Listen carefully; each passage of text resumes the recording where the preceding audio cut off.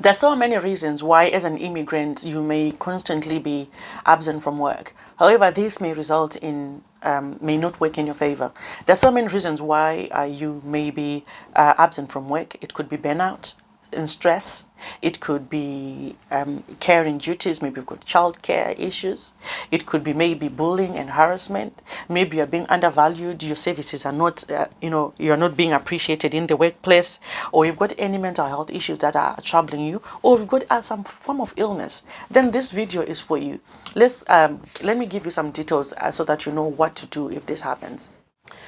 I've been approached by quite a number of immigrants who are sick in the workplace, and I've decided to make this video as a matter of urgency. So if you know anyone who is new to the United Kingdom and he is working or she's working, please share this video with them.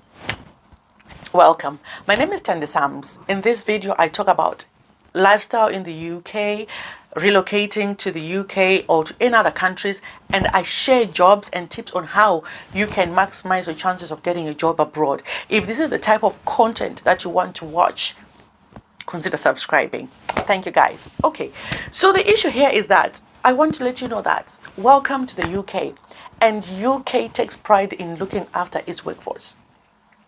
Okay, so in occupational health, we look after employees who are sick in the workplace, and every organization that employs people must have an occupational health department, or they can outsource it. Okay, at the end of this video I'll advise you on where to go if your employer doesn't have this service.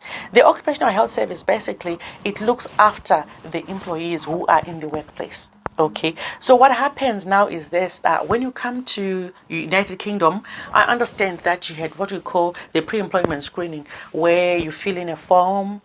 They were asking questions about your health. One thing I want to let you know is that you don't have to disclose your health issues to your managers. Okay, that form that you completed, you may have left it in HR, but normally HR doesn't open it. They send it to occupational health, because that's where all the confidential health data is kept. All right, so I understand that there are some people who are at home now. They don't know what to do. They are sick, or when they were back home, they were on different types of medications which they were taking. Hang on, you need to go to your GP first. Register with the GP. Make sure you get, if you've got any health issue that is not diagnosed, this is the time to get a diagnosis so that you can be commenced on appropriate treatment. Okay, here's how it works in occupational health. In occupational health, basically all we do is work hand in hand with HR, and we do what we call attendance management. Different companies have got different policies as far as managing attendance is concerned. You find that someone who is working in the health service, like in NHS, is given more time, maybe to recover. It can be supported by employer to a certain extent, but longer than someone who is working for a private company. I've worked for a private organization most of my life, and we only get one month. Okay, that's what we get if you're off sick. So it is very important to stay healthy. Having a health issue does not mean you should have constant absences and absences and absences. They will fire you. You need to have that health issue under control. So GP is the first port of call.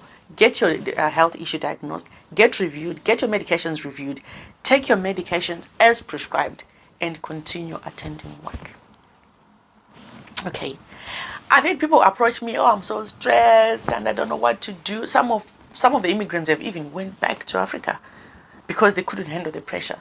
Hang on, there is pressure everywhere, right? There is work-related stress everywhere. However, managers are willing to support you if you tell them exactly what the issue is, especially if it is work-related. Even if sometimes it's caused by home issues, because there are situations where you need to balance your home situation.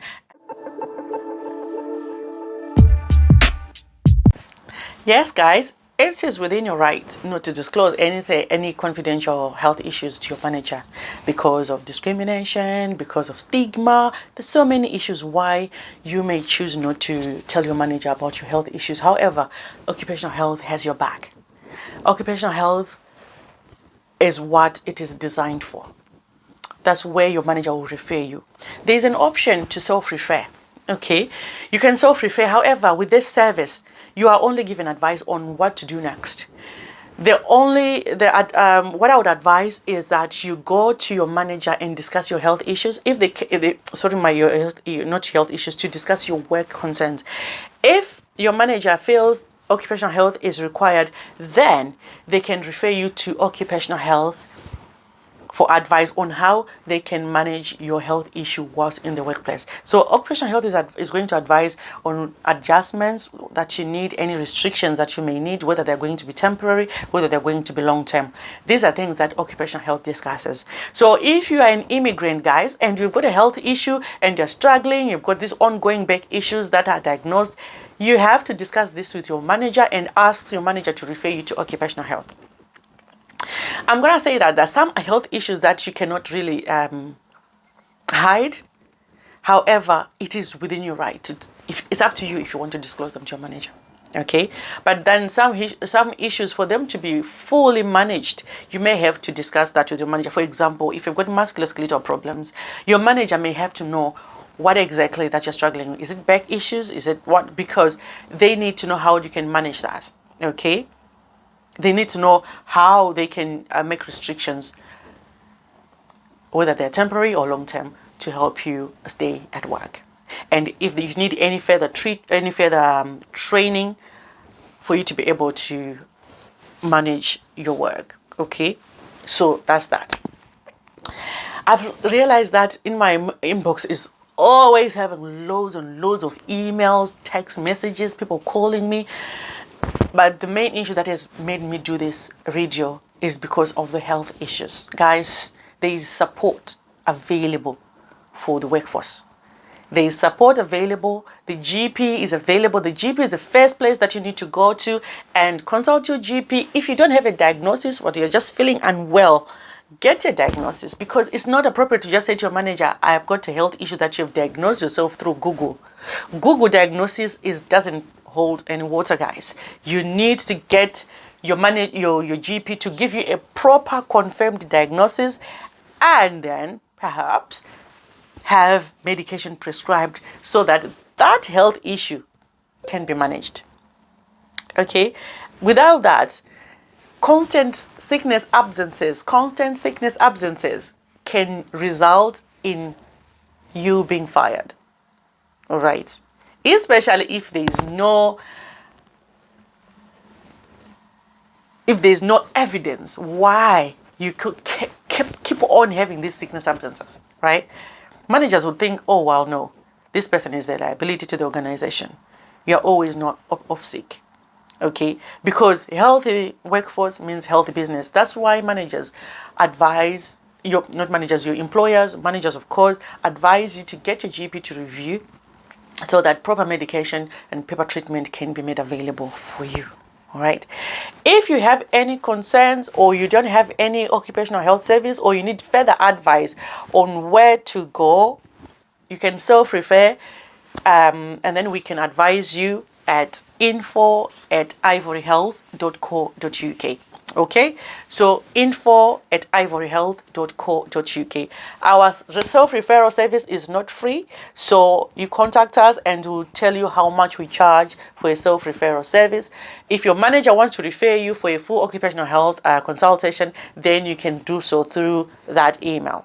Okay, you can go on our website, or you can contact us, and then we advise you what to do next. All right, if you have any questions, guys, with regards to jobs, relocating to the UK, anything that you want me to address, make sure you leave a comment in the comment section.